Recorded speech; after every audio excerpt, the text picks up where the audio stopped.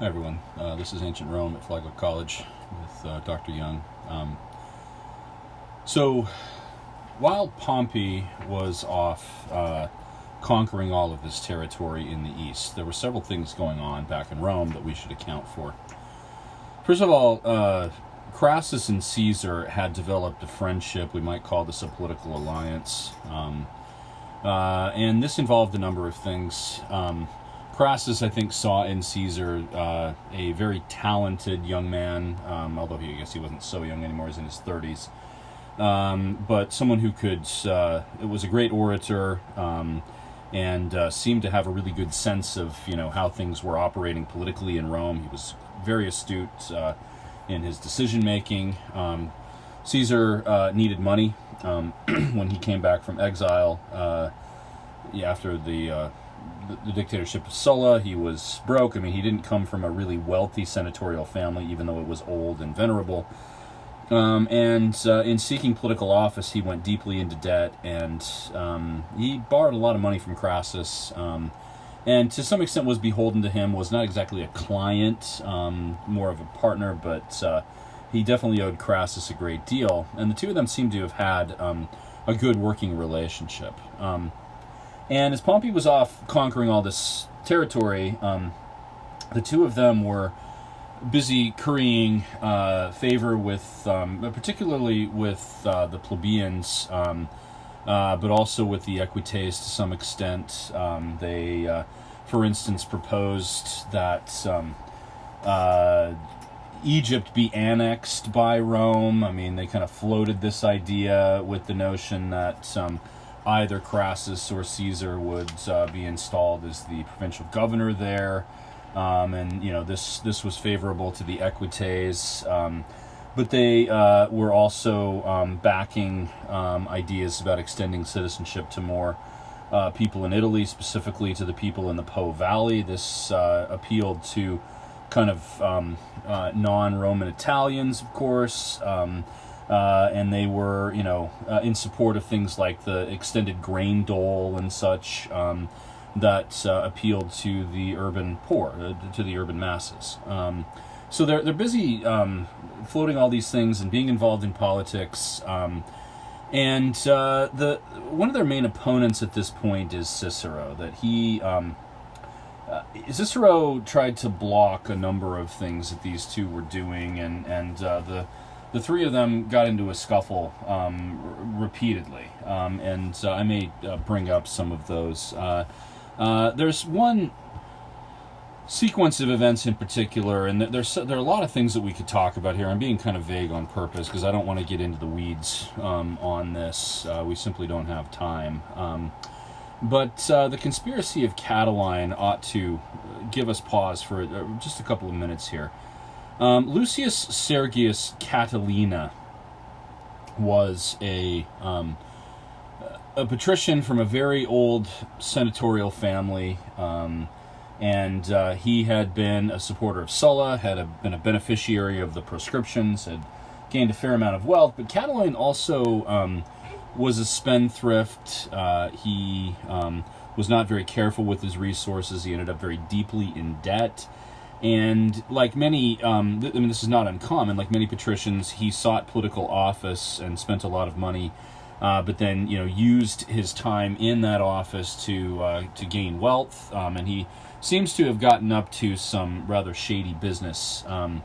In 68 BCE, for instance, he was praetor, and then 68 or 69, I can't remember. Anyway, sometime in the early 60s. And he parlayed that into a governorship in North Africa, and while he was there, he extorted a great deal of money, like many of these provincial governors did, and faced prosecution for that when he went back. And even though he wasn't, even though he was acquitted, like most often happened, a cloud of suspicion hung around him, and he had this kind of reputation for being a spendthrift, and that wasn't good that wasn't a good reputation to have for a patrician, right? Because part of being a patrician, part of being enrolled in the senatorial order, was the idea that you had a certain number of resources. There was an accounting taken for the census and things, so this wasn't a good thing to have on his on his record, so to speak.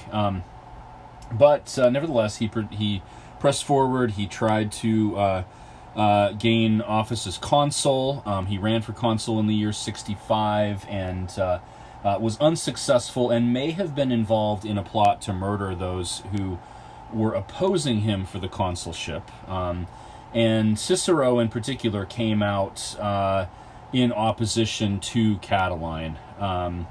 And this made Catiline loathe Cicero. And that loathing came to the fore when the two of them ran against each other in the year 64. And it seems that Crassus and possibly even Caesar more indirectly were supporting Catiline to some extent, probably because they saw him as a better alternative to Cicero, who was way more outspoken and frankly way more talented. Catiline, with all of this suspicion surrounding him, and with Cicero, the greatest orator of his day, speaking out against him, Cicero even said he had evidence that Catiline had tried to murder him during the campaign for consul in 64, and all of that combined allowed Cicero to win the consulship, and Catiline was out of luck again.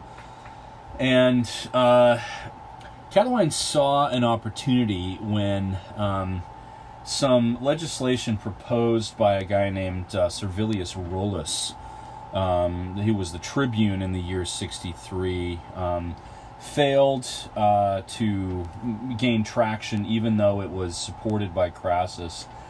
This was blocked, and Cicero in particular was the one who stopped this from happening, and Catiline decided to run for consul again in 63. So this is the third time he was running for consul, and he seized upon this issue of poverty legislation, and he ran on a platform of complete debt forgiveness. That anyone who had debt, would those debts would be forgiven. Of course, this was not popular among especially the equites, who were the main creditors. But this was going to help Catiline, of course, because he was deeply in debt, but it was also going to be really appealing to his to the people he was currying favor with, meaning the urban poor. And when it became obvious that there was a great deal of opposition to him, and that he got up to some shady things, and Cicero denounced him, and so Catiline took the step of assembling his supporters into a kind of ragtag army. It seems that Catiline was somewhat indecisive in this regard. It's not absolutely certain that he was going to attack the city of Rome, but at this point, having a client army and even using violence to achieve one's political ends, trying to gain the office of dictatorship forcibly or whatever, right? This had become possible with Sulla, and Catiline, as a supporter of Sulla, somebody who had learned from him, probably was thinking along those lines. Well, Cicero uncovered evidence of this plot. Part of this was that Catiline had teamed up with a Gallic chieftain, who was going to bring his troops into the city. This is really unsavory, certainly for Romans. And then Cicero denounced him in a series of speeches, some of these in the Senate, some of them in the Comitia Tributa, the tribal assembly, really just the Roman public. And I'm not going to go into a great deal of detail about any of this, but the long and short of it is that Catiline was forced to flee the city. This famous painting from, I believe, the 19th century shows Cicero, giving his speech. This is the bottom left. The top one, by the way, is a bust of Caesar, showing his receding hairline and everything. This is the only bust that almost certainly was made during his lifetime, so it probably is the best approximation of what he actually looked like. But anyway, back to the painting here. According to, I believe it's Sallust, who is one of the sources for this. The other one is Cicero himself. He kept a record of these speeches, or rather crafted a record of the speeches. And this makes for pretty good reading. But according to these sources, all of the senators got up during Cicero's first speech in the Senate and moved away from Catiline, so he was sitting alone. And even though Cicero really didn't get the response he wanted from the Senate as a novus homo, they were not willing to go along with him because, Catiline was at least one of them. He was a patrician. But Catiline did flee from the city at that point, and the whole thing kind of fell apart, and Cicero was triumphant. He was even given a special distinction of he was pronounced the father of the country, and Cicero, made good use of that politically for the rest of his life. But truthfully, Cicero didn't really succeed in the long term with this because some of the conspirators with Catiline himself managed to survive into early 62 when Cicero was then out of office. But a Roman army eventually did attack his forces, and Catiline died in the fighting. So he went out in a kind of a blaze of glory. But there were these conspirators arrested, 5 of them. And Cicero, in order for this to really have the effect that he wanted it to have, which was he was billing this as the greatest threat that Rome had ever faced in all of its existence, and himself, of course, is the brave consul who was standing in the face of absolute tyranny and rescuing every single Roman citizen from a terrible death. And I'm not making this stuff up. These are the actual words of his speeches. But for this to have the effect that Cicero wanted, which was to really give him great honor for achieving something incredible, these conspirators needed to be executed. And he got Cato to argue that they should be, and Cicero initially said, well, it doesn't really matter to me, it's the decision of the Senate. But then once Cato had given this speech in support of the execution, Cicero used the power of the consulship to simply carry out the execution without a specific senatorial decree.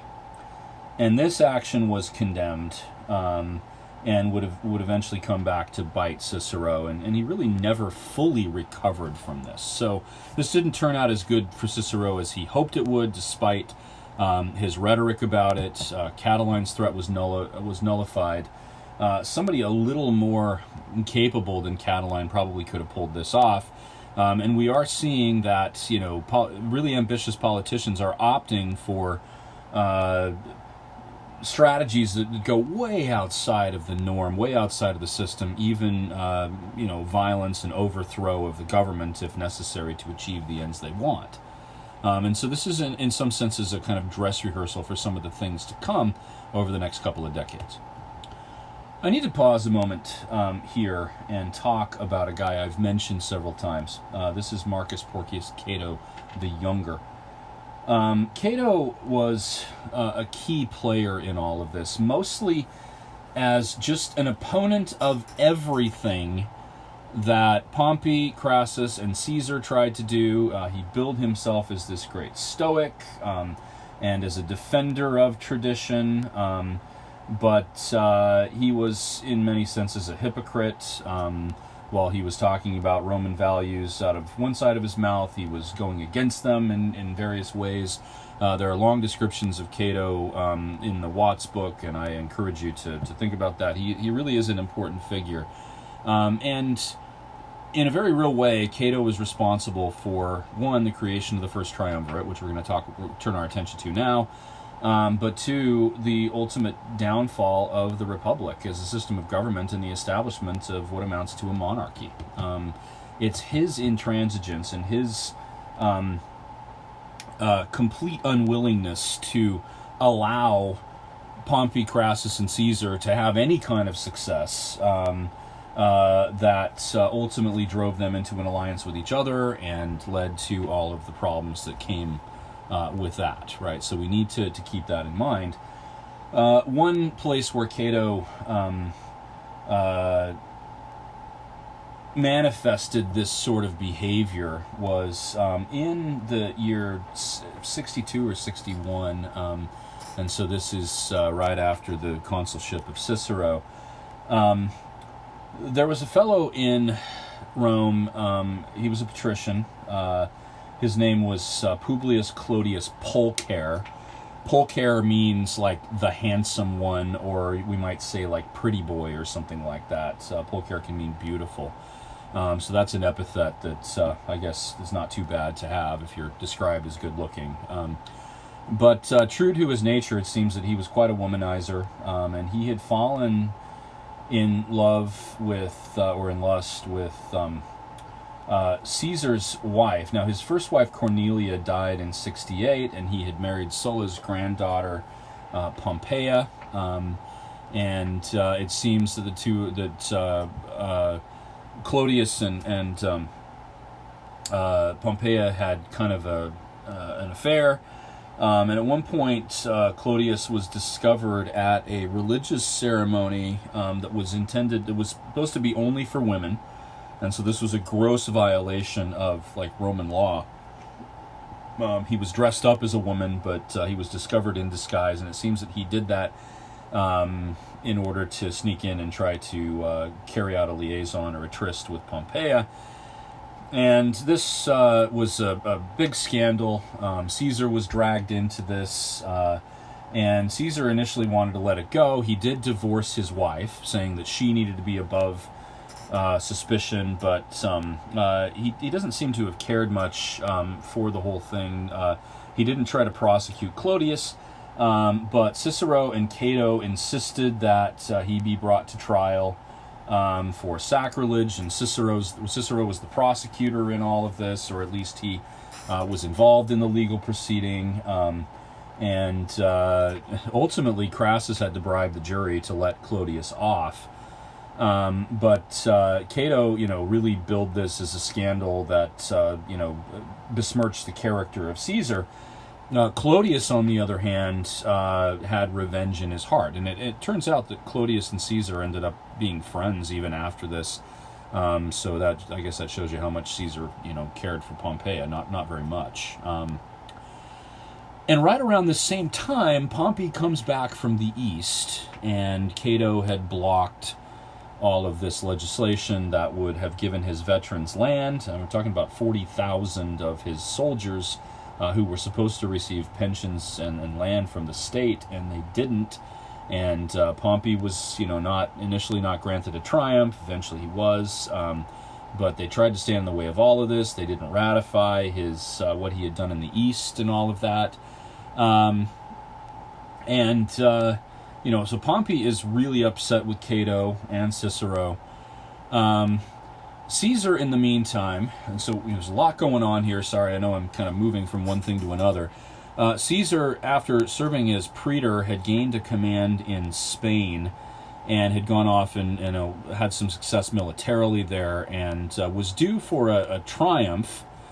But it was tradition, it was the norm that a victorious commander who was awarded a triumph would have to stay outside of the city until the triumph had been organized, so that he could make a big show of disbanding his army and coming into the city and all of that. But Caesar wanted to stand for the consulship in the year 60. In other words, he would be consul for 59. And in order to run for consul, one had to be present to proclaim that they were, putting their name up for consul. And so Caesar appealed to the Senate, asking them to make an exception to allow him to come into the city, and then to return to his troops so that he could have his triumph. And this was not anything necessarily untoward. This had probably happened before, but Cato blocked it and didn't allow it, and ultimately Caesar had to make the decision to forego the triumph, which he did not like, so that he could run for consulship. Cato then tried to block any opportunity that Caesar would have with this consulship. First of all, Cato maneuvered one of his friends, or it might have been a relative of his, a guy named Publius.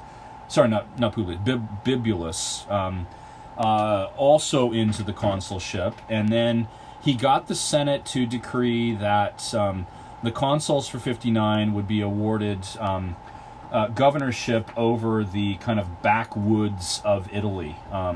the cow pastures and footpaths of Italy or something like that, which is not what Caesar wanted, right? Caesar was trying to keep up with Pompey and Crassus, and he needed a frontier governorship that would allow him to assume a military command, so that he could try to equal Pompey in military achievements, and that would allow him to extract war booty and thus gain a great personal fortune, like Crassus, and for that matter, like Pompey, right? So this was absolute anathema to him. And seeing all of this, and also seeing what had happened to Pompey, and even, Crassus had been thwarted in some of the things he tried to do by Cato, the three of them got together and formed a secret alliance. Now, I don't want to put too fine a point on that. This was probably not that unknown to people, but this was not any specific organ of government. Okay, the First Triumvirate was just an agreement between the three of them that they would help each other achieve the political ends they wanted to achieve. And it worked. Individually, they couldn't oppose the bloc of senators and their corresponding allies in the Concilium Plebis that were led by Cato and Cicero. In fact, Caesar actually tried, according to some evidence, to approach Cicero to get him to agree to an alliance, and Cicero rebuffed him. And so this might have been a quadumvirate or something like that, had Cicero join them, although Cicero almost certainly wouldn't have. He would have made a mess of it somehow, I'm sure. But this ended up being an alliance of the three, with the support of the others. He was easily elected consul. And as consul, he was able to get through legislation that he wouldn't have been able to do had he not had Crassus and Pompey aiding him. And all of their clients and the support that they had among a wide population. I mean, even Cicero was really beholden to Pompey and admired him a great deal, and backed down from some of the intransigence that he had against Cicero and Crassus. And so they finally, during Caesar's consulship in 59, they got through the land bill for Pompey's veterans, and they ended up extorting money from Ptolemy XII, the ruler of Egypt, the Ptolemaic ruler of Egypt, and this helped to enrich the three of them a great deal, and this gave them money that they could use to bribe people and to pay off or to win the favor of the public and all of that. And most importantly, and the other consul, Bibulus, tried desperately to oppose. At one point, he went into a meeting of the Senate, with the expectation that he would veto everything that Caesar was proposing, including the land bill for Pompey's veterans. And the supporters of the three of them kind of surrounded him and beat him up a little bit and poured a bucket of sewage over him, and he withdrew, and for the rest of the year he never, it seems, came out of his house. The other thing that Bibulus tried to do was to proclaim that the rest of the year was sacred time, and that no meetings could be held and no votes or anything like that, right? I mean, this was ridiculous, really, the lengths that this camp was trying to go to stop Caesar from getting anything done. They just ignored him, and he was kind of a laughingstock. One source, I think it's Livy, no, it's not Livy, it's Suetonius, I believe, remarked that the year of 59 was the consulship of Julius and Caesar, right? Because Bibulus was a non-factor for most of that year. And so, unopposed, Caesar managed to get the governorship changed from the footpaths of Italy to Gaul. And not only Cisalpine Gaul, which was the kind of northern Italy on the south side of the Alps, but even Transalpine Gaul, which meant the land of southern Gaul, what is now southern France, which put him right on the frontier, in command of an army, and allowed him to go on campaign there. And this is what really made Caesar's fame. And so we'll talk about that in a minute.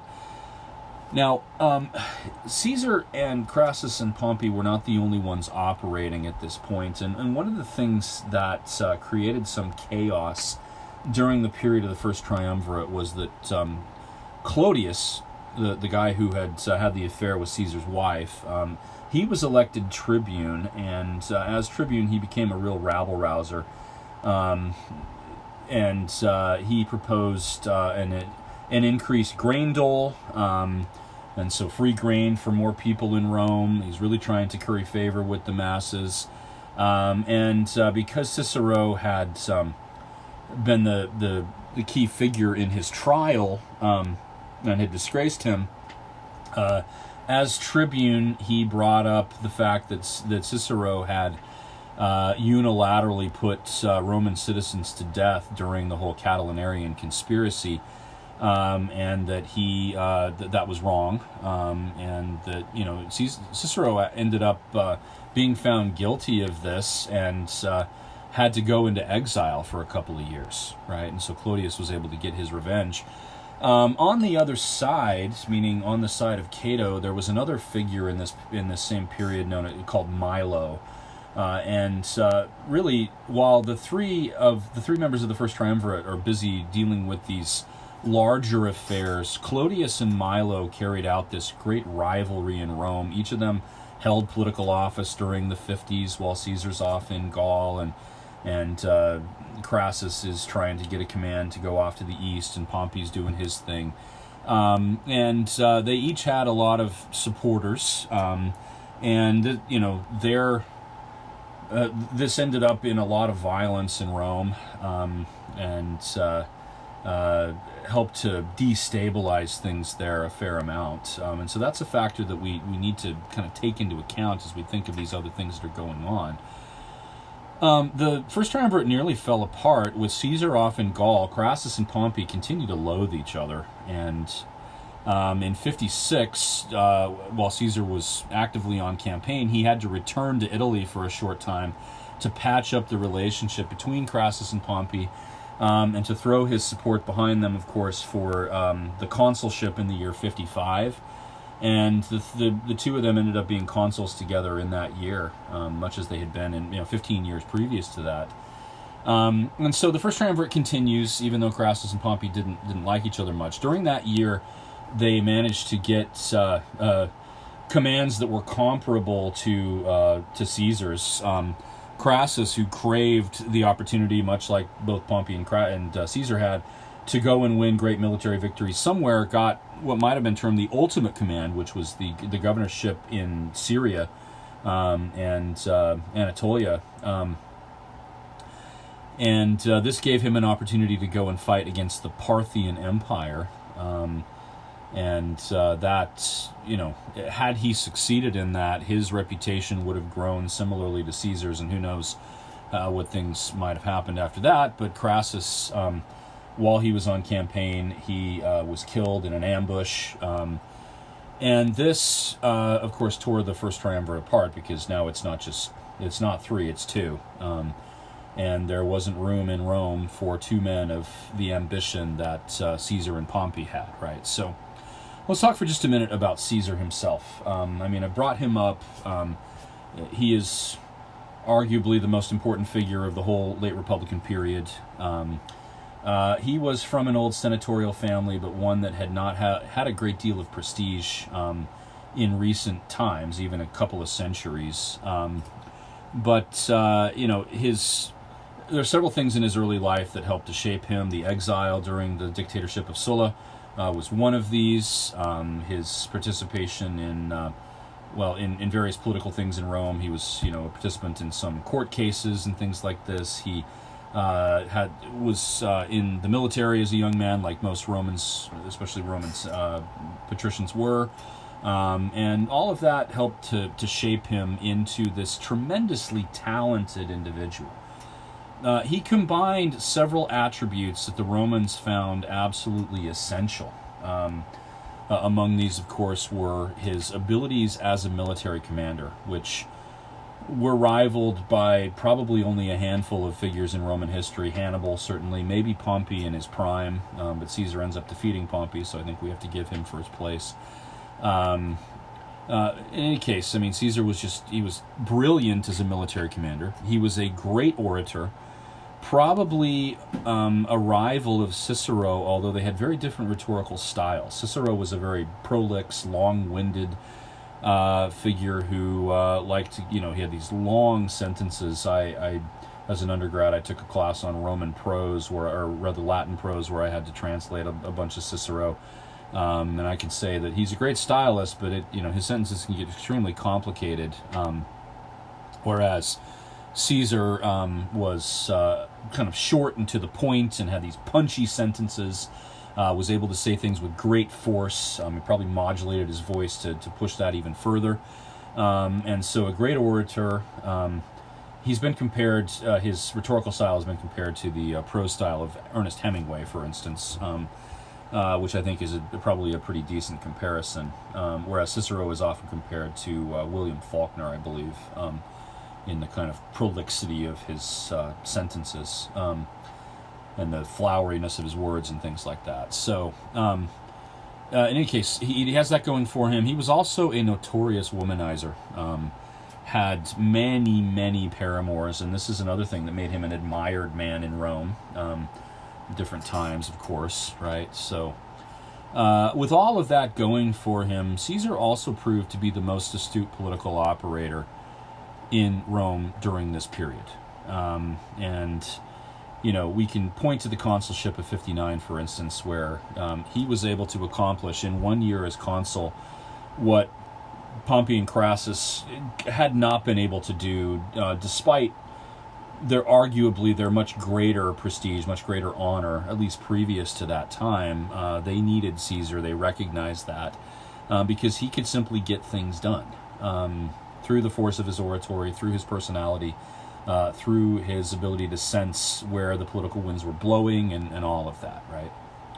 The other thing that we should mention about Caesar is that even though he eventually sets up a kind of monarchy, although that's pushing it even a bit there.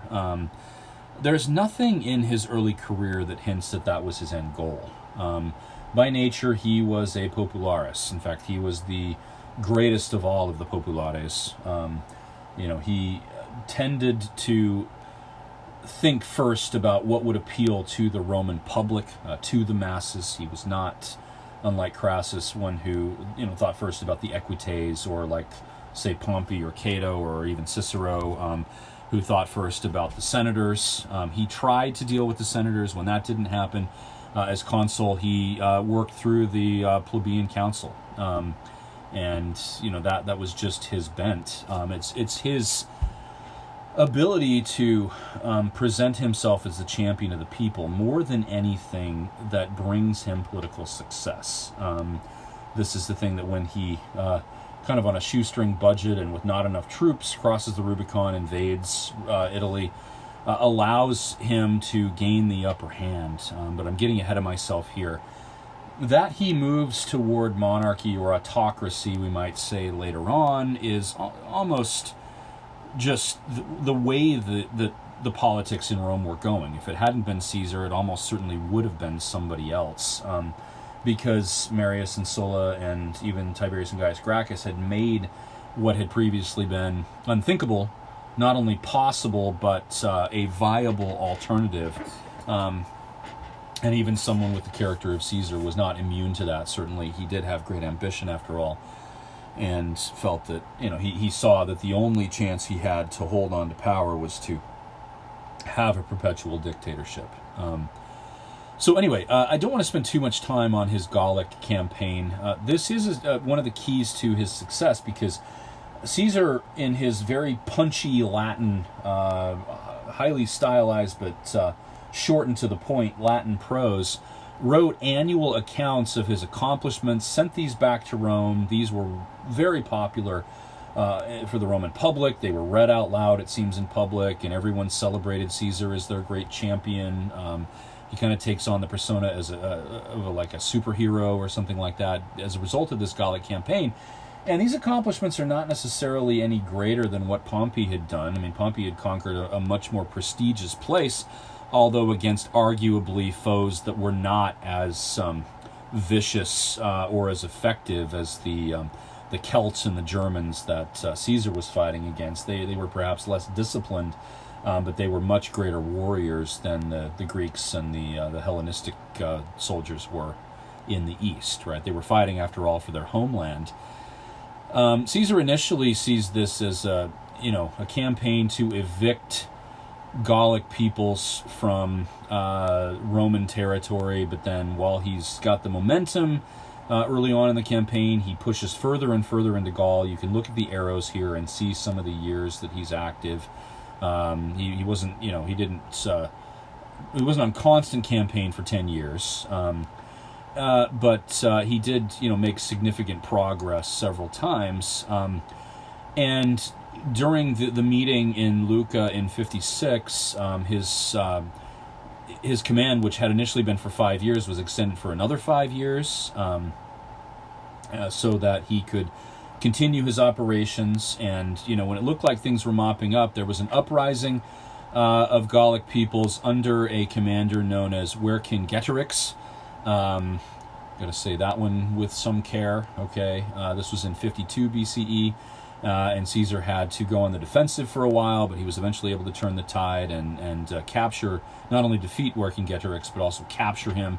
And he eventually was marched in a triumph in Rome and then strangled to death, like often happened to people who were defeated by Roman commanders. The human cost of this war was tremendous. Even contemporaries talk about how many people Caesar killed and enslaved.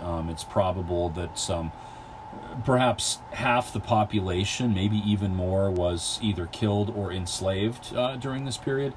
And we're talking not just about one people. There were several groups. You can see the Helvetii and the Veneti and the Celtae and the Germani, right? These are all different groups, and to say that they're cohesive groups is probably a misnomer as well.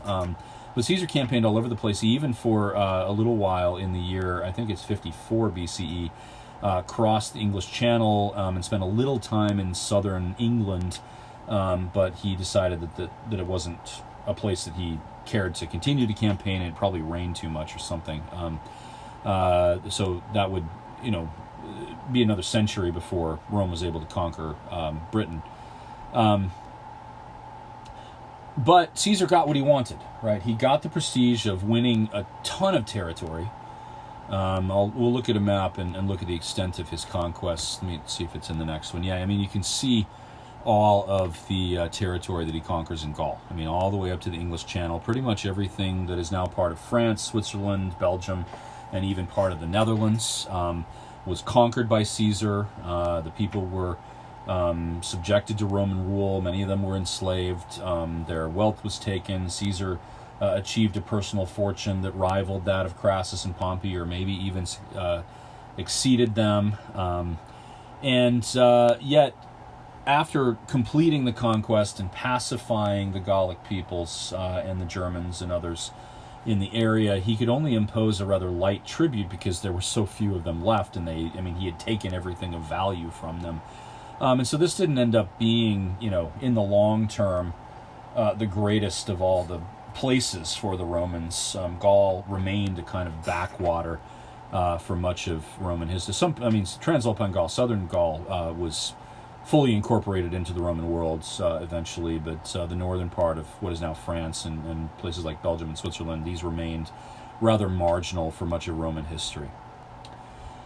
His relationship with Pompey then takes a few massive hits. First of all, Caesar's daughter Julia, who had married Pompey as part of the arrangement of this, the alliance of the First Triumvirate, and surprisingly, that marriage arrangement turned out really well. Pompey and Julia ended up, by all accounts, having a very close relationship. This was true love, it seems. But Julia died in childbirth in the year 54, and the child died shortly after that. And this meant that they didn't have a personal tie. Caesar was no longer Pompey's father-in-law, right? And then when Crassus died in 53 on campaign against the Parthians, this further, drove a wedge between them. They didn't.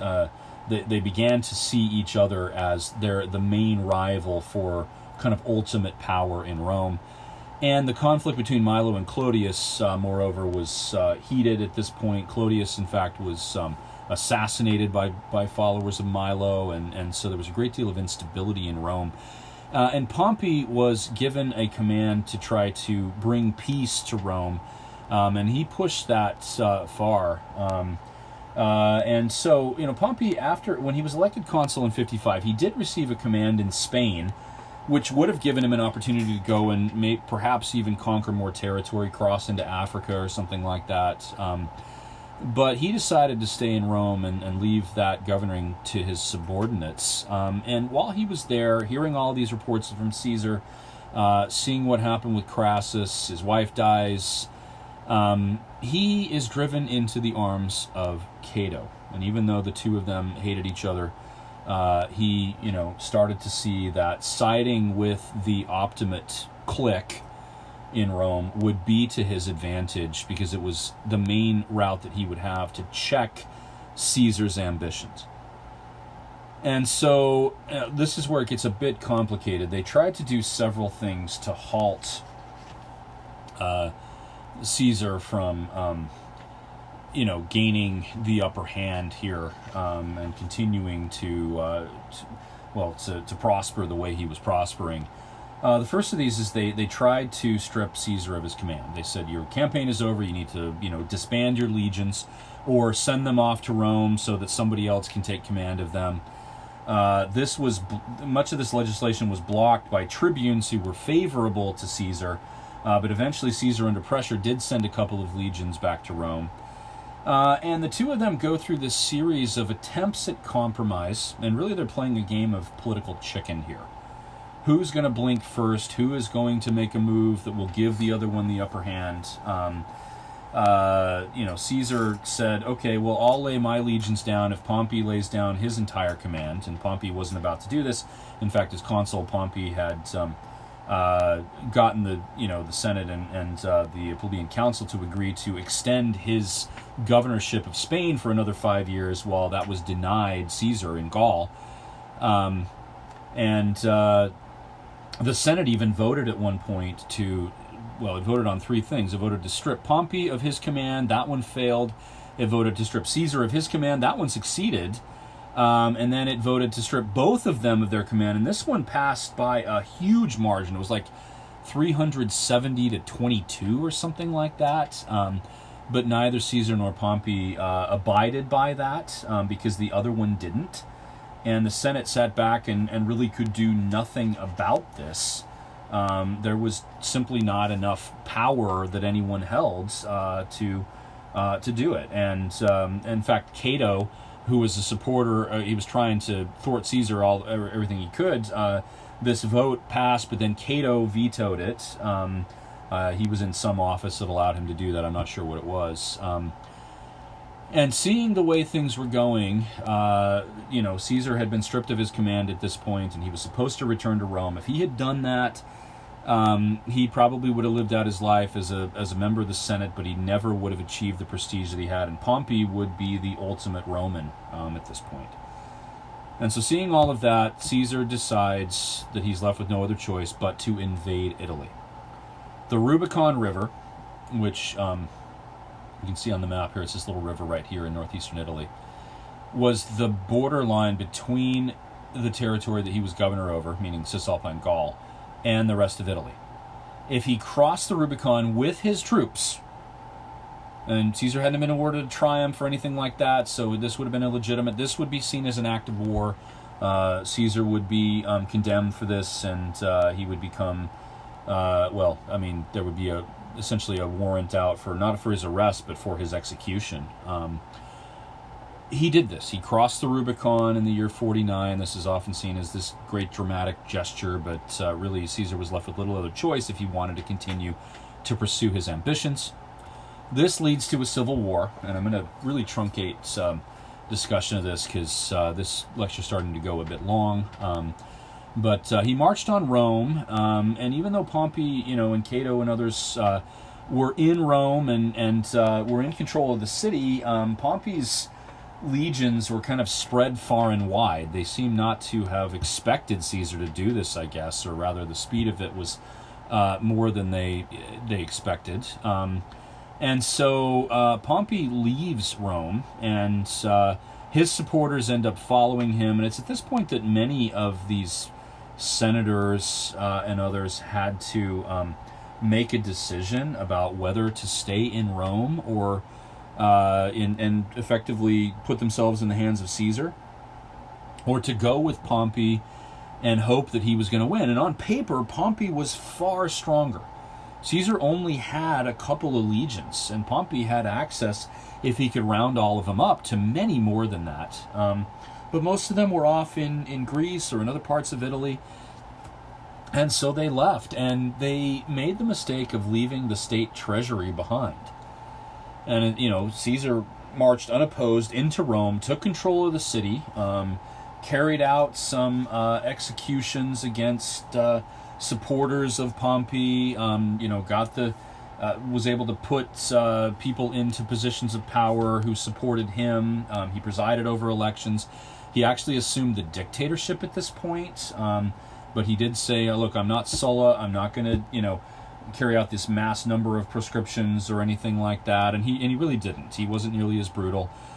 He also continued to say that all, public or private debts needed to be paid, and he wasn't suspending absolutely everything, but he took on the dictatorship with the support of all of these people he had put into positions of power, because he knew that would give him the greatest latitude to operate. He granted citizenship to the people of the Po Valley to curry their favor, and it turns out that many of them were being recruited to join his army. And so this grant of citizenship was a kind of bone he was throwing them to get them to do that. Pompey decided that his best position was to go to Greece and to assemble his legions there, hoping that Caesar was going to come after him. And Pompey was, over the course of the year 49 and 48, he was off in Greece, seeing all of these people flow to him in support. Many of the people in his legions, though, were not practiced at war. Pompey hadn't fought in a long time, whereas Caesar's legions were fresh from the fight, and they had been fighting against really fierce foes. And so even though Pompey had much greater numbers, Caesar arguably had a much better army, right? Caesar knew that he couldn't go directly for the position that Pompey was in, which was down, I think, in the Peloponnesus. And so Caesar invaded the Balkans. You can see from the kind of green line here that, he comes up here into, Thessaly. And he was hoping that Pompey would chase him up here so that he could choose the battlefield and array his soldiers in a position that would be advantageous to them and would nullify some of the numbers that Pompey had. And Pompey took the bait. And this came to blows at the Battle of Pharsalus in the year 48, late in the year 48. And even though Pompey probably had Caesar outnumbered 2-1, Caesar won the victory. Seeing the tide of the battle turn against him, Pompey fled the scene, got on a boat, crossed over to Egypt, hoping to try to appeal to Ptolemy the 13th, who was currently in control of Alexandria, for help, for aid, so that he could then reassemble his legions, perhaps in Egypt. He was acting simply out of desperation, but hearing the reports of what had happened at Pharsalus, Ptolemy decided that he was going to back Caesar, and so as soon as Pompey landed, soldiers of Ptolemy killed him, and Caesar chased after him, and as soon as he arrived in Alexandria, he got a present, which was Pompey's head. And Caesar was incensed by this, and used this as an excuse to intervene in Alexandrian affairs. But a lot of this might have had to do with the fact that Cleopatra, who was the sister of Ptolemy the 13th, this is Cleopatra the 7th to be specific, right? That she had as good a claim on the throne as Ptolemy did, but he had sidelined her and kind of put her under house arrest She arranged a meeting with Caesar and probably seduced him at this point, as she was wont to do, although I think that some of Cleopatra's reputation probably is a bit undeserved.